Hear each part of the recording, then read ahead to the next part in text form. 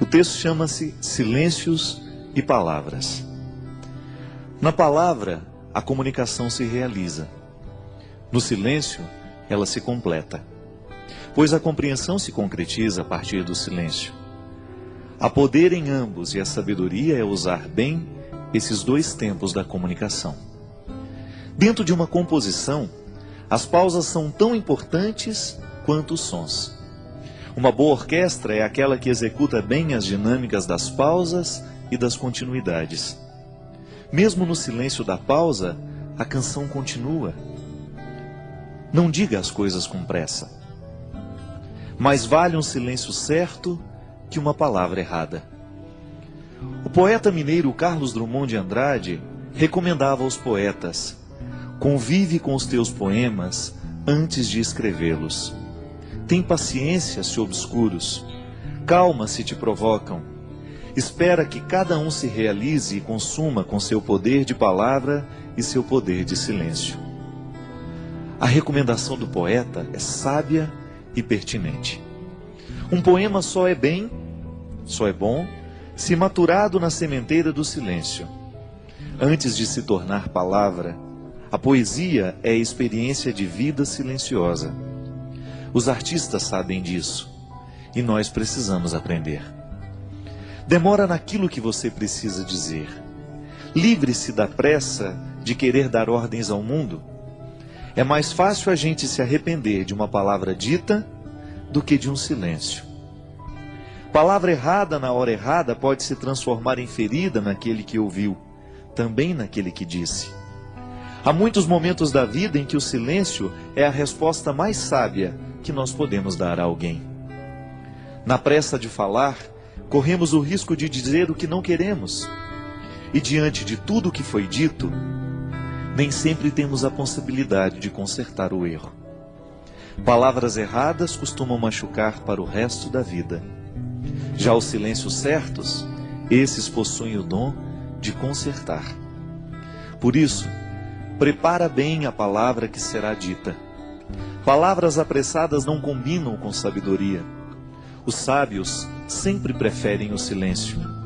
E nos seus poucos dizeres está condensada uma fonte inesgotável de sabedoria. Não caia na tentação do discurso banal, da explicação simplória. Queira a profundidade da fala que nos pede calma. Calma para dizer, calma para ouvir. Uma regra interessante para que tenhamos uma boa compreensão de um texto é justamente a calma. Só assim podemos adentrar nos significados que o autor quis sugerir e, consequentemente, mergulhar no mistério do seu texto. Leituras apressadas podem fomentar equívocos. E equívoco é uma espécie de desentendimento entre o que escreve e aquele que lê. É uma forma de obstáculo para a compreensão da linguagem. Na comunicação verbal cotidiana, isso sempre acontece. Dizemos e não somos compreendidos. Diante do impasse, duas realidades são possíveis: ou alguém disse com pressa, ou alguém escutou sem atenção. Dizer e ouvir requerem silêncio. Só diz bem aquele que pensou antes no que iria dizer, e ouve melhor aquele que se calou para escutar. A regra é simples, mas exigente. Por isso hoje, neste tempo de palavras muitas, queiramos a beleza dos silêncios poucos. Eu sei que muitas vezes nós somos vítimas das palavras malditas.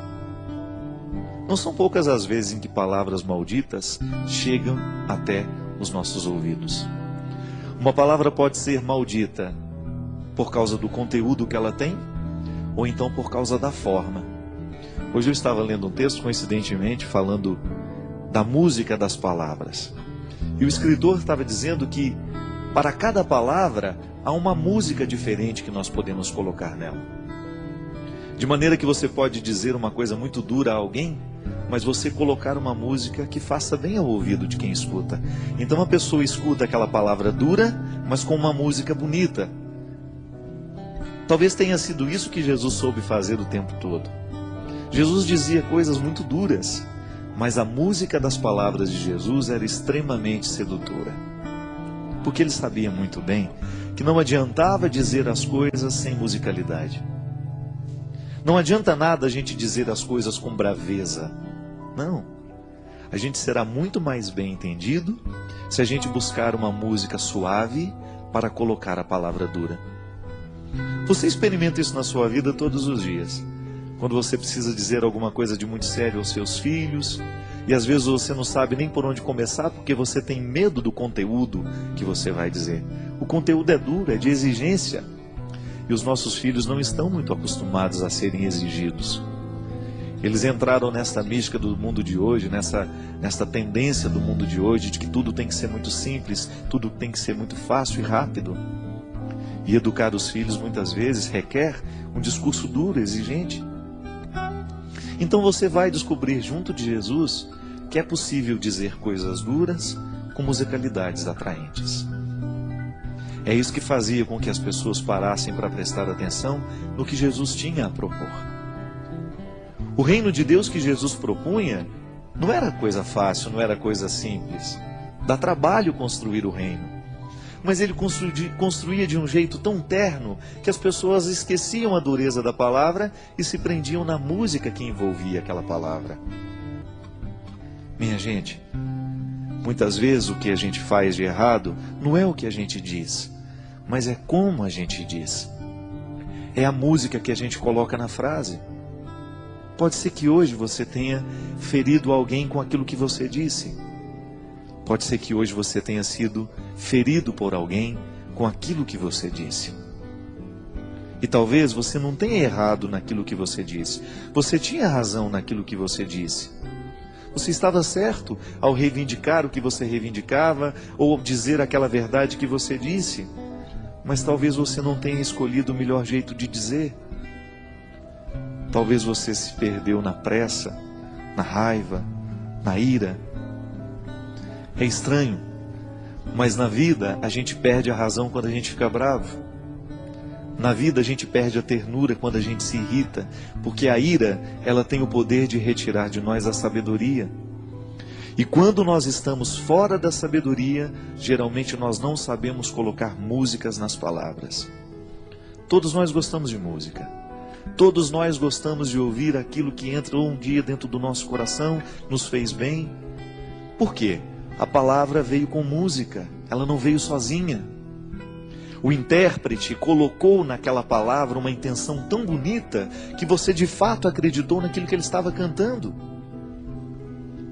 Uma canção bem interpretada, ela expressa todo o poder de verdade que o compositor quis dar. Mas aquele que interpreta, o bom intérprete, ele faz a canção se tornar ainda mais verdadeira do que quando nasceu da mão do compositor. Porque ele soube colocar a intenção da voz. Eu, quando dava aula na faculdade de teologia, lá na faculdade Deuniana, eu sempre dizia para os meus alunos que seriam padres um dia: olha, cuidado para você não ficar com um tom de voz, um jeito de falar igual a todo mundo.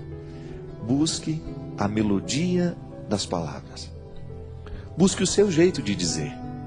E que o seu jeito de dizer as verdades evangélicas, que o seu jeito de ensinar o evangelho, a palavra de Jesus, as coisas boas da vida, estejam de acordo com aquilo que você verdadeiramente acredita em e identifica neste mundo como ternura.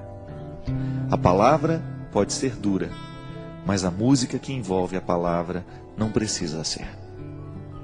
Porque aí você vai ter um poder de convencer muito maior do que se você estivesse usando a palavra dura com uma capa, uma armadura. Não.